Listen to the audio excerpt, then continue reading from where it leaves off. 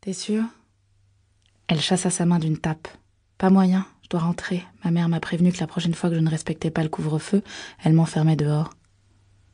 Ta mère? Ce serait pas un peu l'hôpital qui se fout de la charité? Ginny ne releva pas. D'ailleurs, tu n'es pas censée aller retrouver tes potes? Ou faire un petit tour chez Darlene? Je suppose que mademoiselle ne peut pas s'endormir si elle n'a pas vu son chéri une dernière fois. Elle avait commencé sur un ton badin, mais terminé d'une voix crispée. Ce n'est pas parce qu'on connaît sa place dans le monde qu'on doit s'en satisfaire. À côté d'elle, Tommy ne disait plus rien. Il tendit la main vers elle, lui caressa la joue du pouce. C'était un geste étrange de sa part. Presque tendre. « J'ai quelque chose pour toi », dit-il tout à coup en retirant sa main pour fouiller dans la poche avant de son jean. Elle le regarda avec irritation. Évidemment qu'il avait quelque chose pour elle. C'était la règle du jeu. La petite paumée baisait à mort avec le beau quarterback plein aux as, qui, en échange, lui offrait de jolies choses qui brillent. Parce que si tous les garçons ont des besoins, tous ne peuvent pas les satisfaire avec leurs copines coincées.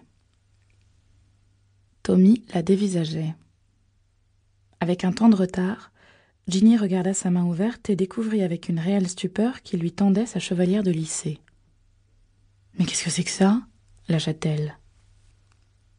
Tommy eut un mouvement de recul mais se reprit sans tarder. « Je sais que tu es surprise. Mais Darlene va te découper le cœur à la petite cuillère si elle me voit porter ça. » Darlene ne compte plus. « Mais depuis quand ?»« Depuis que j'ai rompu avec elle samedi soir. » Ginny ouvrit de grands yeux. « Mais pourquoi tu ferais une connerie pareille ?» Tommy se rembrunit. Il ne s'attendait manifestement pas à une telle réaction, mais une fois encore, il persévéra. « Ginny chérie, je crois que tu ne comprends pas. »« Oh que si.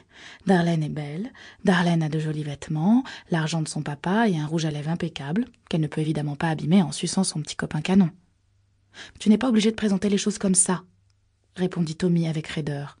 « Présenter les choses comme ça ? Que la précieuse petite Darlene refuse d'avaler ? Et que donc tu t'es fourré dans le crâne que tu es amoureux de Miss Paumée ? Ne dis pas ça. Dire quoi ? La vérité. Je sais qui je suis. Le seul dans cette voiture qui est de la merde à la place du cerveau, c'est toi. Et puis je voulais un collier en or et tu m'avais promis. Alors c'est ça ? Tout ça, c'est à cause du collier ? Évidemment. Il l'observa, la mâchoire crispée. Tu sais quoi ? Trace a voulu me prévenir à ton sujet. Il m'a dit que tu avais un mauvais fond, une âme de serpent. Je lui ai dit qu'il se trompait. Tu n'es pas ta mère, Ginny. Tu pourrais être... Tu es quelqu'un d'extraordinaire. À mes yeux, en tout cas, conclut-il en bombant le torse. Mais c'est quoi ton problème ? C'en était trop pour elle. Elle ouvrit la portière, sortit d'un bond de la voiture, l'entendit se hâter de descendre de l'autre côté, peut-être dans l'idée qu'il ferait mieux de l'arrêter avant qu'elle ne commette une bêtise. Ils étaient garés au bord d'une piste de débardage dans la forêt. L'endroit était désert, le sol ferme et inégal sous ses pieds. Un instant, elle fut prise d'une envie irraisonnée de courir. Elle allait tout simplement s'élancer et dévaler le long tunnel bleu qui filait entre les grands pins des marais. Elle était jeune et forte. Une fille comme elle pouvait courir longtemps. Dieu sait qu'elle avait eu l'entraînement. « Ginny, parle-moi !» La voix de Tommy derrière elle, toujours attentionné, sans pour autant se montrer intrusif. C'était bien sa chance. Il avait sans doute pris des cours de poésie, ou alors il s'était mis à écouter les ballades de Sarah McLachlan, ou une connerie du genre. Tout le monde prêtait de la profondeur à tout le monde ces temps-ci. Il ne se rendait donc pas compte que les clichés sont beaucoup plus faciles à manier.